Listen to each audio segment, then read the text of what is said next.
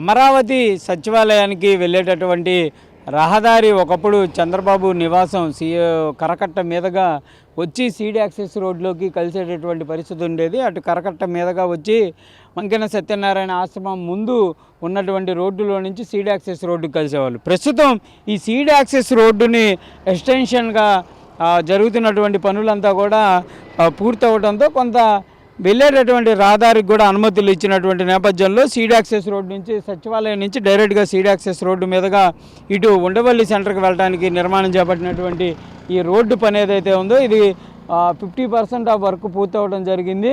మేజర్గా ఇక్కడ మంకెన సత్యనారాయణకి సంబంధించినటువంటి ఆశ్రమం ముందు బ్రిడ్జి నిర్మాణానికి అంటే ఇక్కడ కొంత వంతెనలాగా నిర్మాణం జరిగేటటువంటి పరిస్థితి నేపథ్యంలో ఈ వర్క్ పనులు జరుగుతున్నాయి. అయినప్పటికీ కూడా ఈ రోడ్డుని కొంత అలో చేశారు, కరువు పెట్టి ప్రస్తుతం డైరెక్ట్గా ఈ రోడ్డు మీదుగా మనం ఉండవల్లి సెంటర్కి చేరుకునేటటువంటి పరిస్థితి ఉంటుంది. ప్రస్తుతం రహదారి మీదుగా వాహనాలను కూడా అనుమతిస్తున్నటువంటి నేపథ్యంలో ఈ సచివాలయానికి వచ్చేటటువంటి ఉద్యోగులకు కానీ మిగిలినటువంటి వాళ్ళందరికీ కూడా కొంచెం వెసులుబాటు కల్పించినటువంటి పరిస్థితులు ఉన్నాయనే విధంగా చెప్పచ్చు.